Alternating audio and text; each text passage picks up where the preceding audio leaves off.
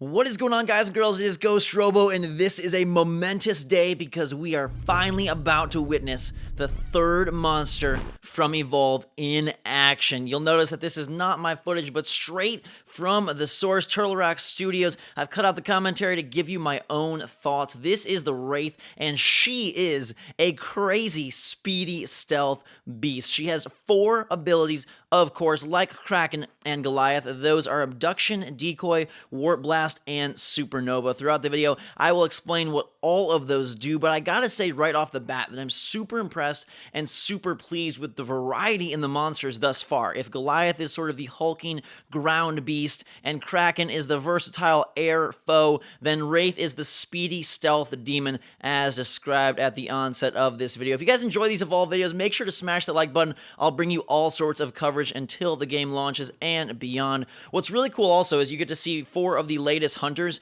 in this gameplay, so some of their special effects like Kyra's sort of speed boost here. Later on you'll get to see the damage amplifier, which really takes down Wraith. But just some general thoughts on Wraith. I think she looks incredible. I seriously cannot wait to get my hands on her, and I love that her form factor is very different. So you can identify these monsters, Kraken versus Goliath versus Wraith, very easily, and I think that's so important to establishing a favorite monster and also to establishing very unique modes of gameplay depending on who you're facing off against. For the hunters themselves, to have these very distinct enemies is like really crucial to creating, I think, replayability and sort of an extended lifetime for this game. But let's talk specifically about Wraith. You just saw her decoy ability, which I personally think is the coolest one. It allows you to create an aggressive clone of yourself and then go invisible. And the keyword there is aggressive, because I wasn't sure when I first heard of this ability if the decoy would just sort of be a passive clone that maybe flew off in a direction and distracted the oncoming hunters. But no, in fact, it's aggressive. It can go and kill wildlife for you, creating more opportunities to eat. It can go and deal damage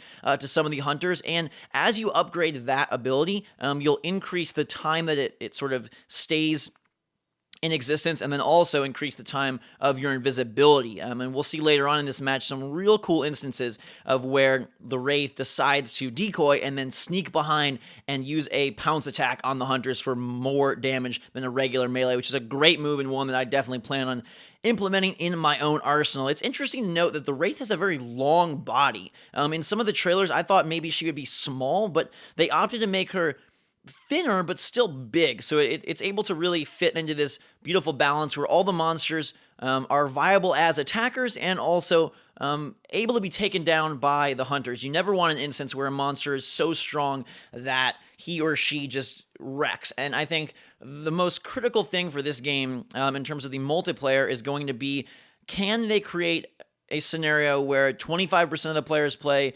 Goliath, 25 Kraken, 25 Wraith, and 25 Behemoth, and then that splits further when they introduce more DLC monsters. But can they create some sort of balance? It doesn't have to be exactly that, but it would be great to see people sort of glom onto their favorite and have that be pretty evenly spread. The Supernova ability you'll see there, where she does the incredible, crazy, like Geometry Wars light effect that I think looks downright gorgeous. Definitely like the prettiest and most visually exciting monster, I think, thus far. But that Supernova ability, I asked directly to see exactly what it did. Oh, there's that sweet, the decoy move I was telling you about. But the Supernova ability increases her attack speed and damage by a lot, and also creates a slowdown field. So any hunter caught in that field will be slowed for a short-term period, and the monster will just go mad with the melee. And I wonder if you can kind of chain those. We saw it a little bit there in terms of chaining Supernova with decoy, so you have maximum attack speed and damage, and you have 2 of you doing it,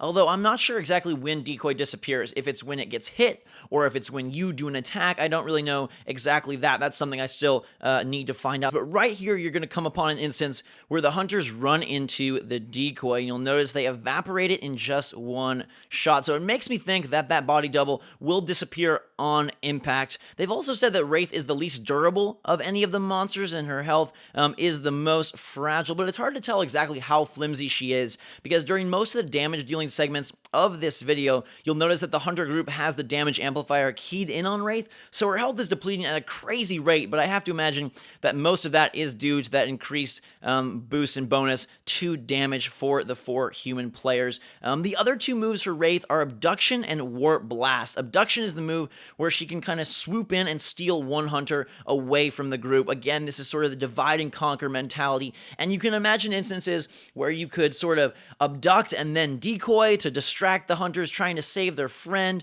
or you could decoy and then abduct and get one really far away. Kind of some really cool possibilities to chain attacks together. And then the 4th and final is Warp Blast, which to me sounds more like the area of effect explosion. Wraith will swoop in and kind of boom a big little blast and take out as many Hunters as she can. Supernova and Warp Blast seem like they could kind of work in tandem as well. Like you Warp Blast in and then you Supernova up, deal damage, slow them down, and then go ham on the damage. To me, Wraith sounds like a perfect balance between brutal attack and a little bit of sort of lithe, thin, I don't want to say weak, but, vulnerability. And her form in the game, it really speaks true to that. You'll notice she has like these massive claws, but at the same time, it's sort of the thinnest and the most like snake-like and I guess like airy-fairy of the monsters. Kraken, who hangs out in the air most of the time, is just a hulking form, and you know he's going to come and lay the beat down. Wraith seems more like something that will squirm in and out, and that's definitely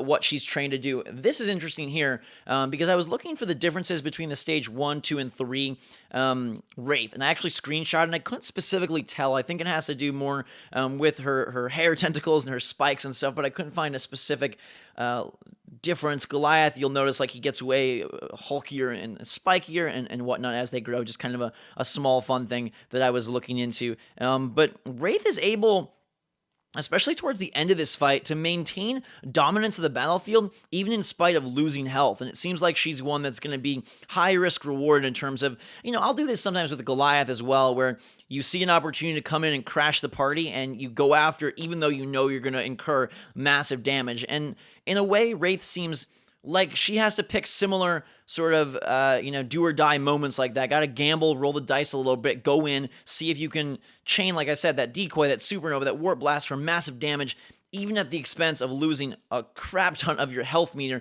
because you know that you have the Hunters on their heels. It'll be interesting to see like a top tier Wraith player use more of the total stealth route. I wonder if there's a way to kind of, again, divide and conquer the Hunter group and just pick them apart one by one. I thought Wraith might be a little more heavily stealth leaning when I first heard about her. I'm actually excited to see that she does have true direct attack potential and possibility, because I think that keeps the game flowing and fun. All in all, I'm super pumped to play as Wraith. I think she looks absolutely awesome, and those visual flares are just an extra incentive to dive in as this monster. You'll notice the finishing combo here, employing that decoy and just kind of working through the Hunters, is really brilliant, and I'm very proud that Turtle Rock is able to keep this variety going. 3 monsters in, all 3 feel and look very different, and I cannot wait to get my hands on this girl and the eventual 4th behemoth coming our way. Until that time, though, guys and girls, let me know what you think of Wraith in the comments below, and if you enjoyed this video, make sure to smash that like button. I'll bring more Evolved content